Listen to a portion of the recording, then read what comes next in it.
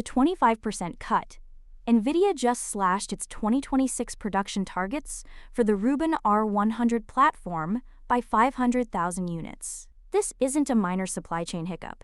It's a strategic retreat from the most ambitious hardware launch in the company's history. For the first time since the generative AI explosion began, the bottleneck isn't the design of the chip, but the stability of the memory sandwiching it. We are witnessing a collision between high-end architectural ambition and the cold reality of semiconductor physics. The industry is currently hyper-focused on compute power, but the HBM4 crisis proves that the real fight for AI dominance has shifted to the memory wall. The HBM4 validation trap. The technical culprit is HBM4 validation. NVIDIA pushed for custom specifications that exceed the standard JEDEC requirements, demanding pin speeds above 11 gigabits per second. While Samsung, SK Hynix, and Micron can all manufacture standard HBM4, yields for NVIDIA's overclocked requirements are reportedly stuck below 60%. Think of it like trying to build a fleet of supercars, when your tire supplier can only guarantee the rubber won't disintegrate on half the cars. Because HBM4 uses a massive 2048-bit interface, any single defect in the base die can spoil the entire stack. This manufacturing fragility is forcing a massive rethink of the 2027 infrastructure timeline. Blackwell to the rescue. To cover the Rubin shortfall, NVIDIA is pivoting back to Blackwell. This year, Blackwell shipments have surged from 61% to 71% of total high-end volume.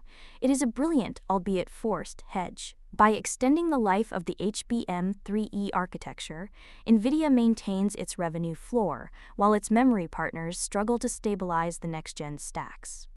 However, this move has a significant cost. Blackwell is significantly less efficient at running the 10 trillion parameter models scheduled for 2027. We are essentially watching the industry trade future performance for current reliability, which will have a massive ripple effect on the cost per token for every major AI lab. The ROI delay.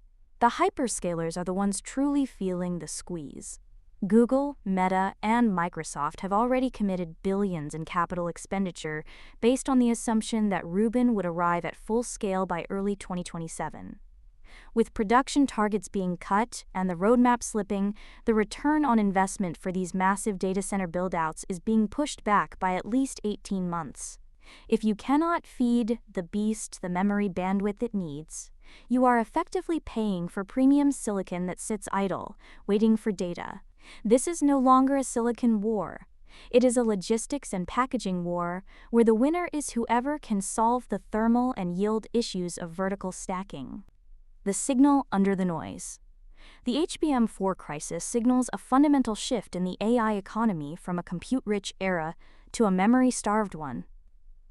This pivot suggests that the path to artificial general intelligence is no longer gated by how many floating-point operations we can perform, but by how much data we can move across a microscopic bus. By referencing the production cuts in the first section and the Blackwell hedge in the third, we can see that NVIDIA is moving to protect its margins at the expense of the industry's scaling velocity. For strategists and investors, the takeaway is clear: the hardware moat has moved upstream. The most important metric to watch for the rest of 2026 isn't NVIDIA's quarterly earnings, but the validation reports from the Korean memory giants. If Samsung cannot clear 80% yield by Q4, the entire AI roadmap for 2027 and 2028 will need to be rewritten. Keep your eyes on the September validation window for SK Hynix. Subscribe for more.